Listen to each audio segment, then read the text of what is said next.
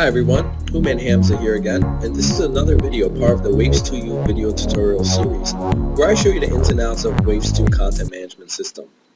In this video, I'll show you how to add new web pages to websites within the CMS. There are several ways to access the interface which allows us to add new pages. The quickest and easiest way is to jump to our Quick Do tab and choose the Add Web Pages item. Note that if the Add Web Page icon is the first on the list, which it is in this case, the CMS will auto-load that interface upon toggling to the Quick Do tab. We can also utilize the Add icon here on our Manage Pages grid, which will access the same interface we were just at. Yet another way is to open our CMS tree menu, navigate to the section that we want to create this page in, and utilize the CMS tree's right-click menu, which has an Add New Page option.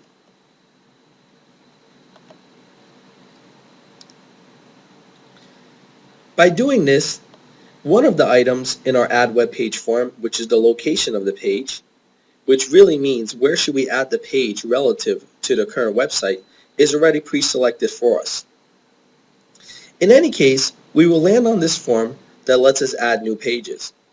The first decision to make is the page name.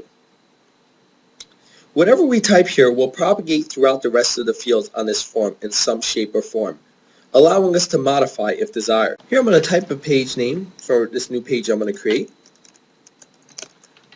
And you can see as soon as my mouse focus leaves this particular field, all these other fields are automatically populated, which I'm able to change as I go. The second decision to make after choosing the page name is the location of this page. You notice that when I went with the last option, which was from the CMS tree menu, the page that I added the page off of was already selected here. However, I could use this drop down and decide to add this new page to another section of the website by selecting any other page here. Once we select the page to create this page off of, we need to decide whether this page should be placed below, above, or inside the selected page. Note that this relates to its position relative to the CMS tree, which ultimately decides the website hierarchy. If we choose below or above, it is placed on the same level as the selected page.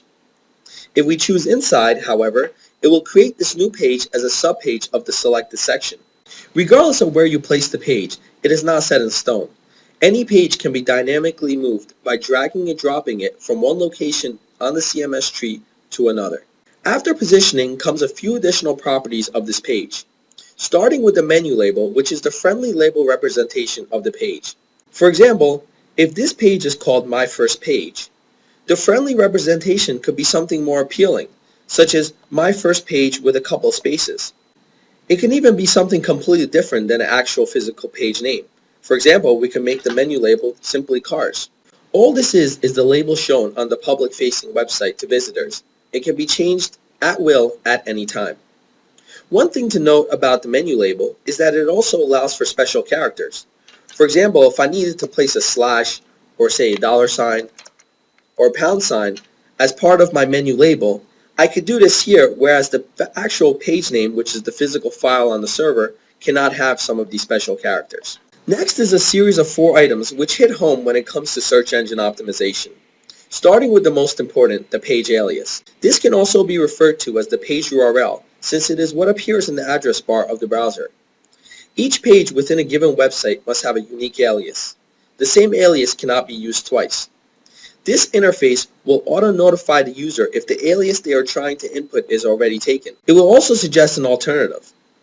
It is a good idea to assign your page alias with rich keywords which relate to the content that will be on the page.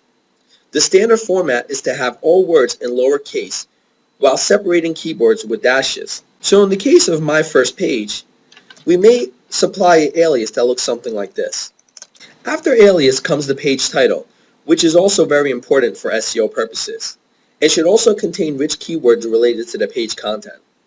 Although it is not a requirement, it is also good practice to have unique page titles for each page within your website. The last 2 items are less significant, but also useful for SEO. These are page description and page keywords.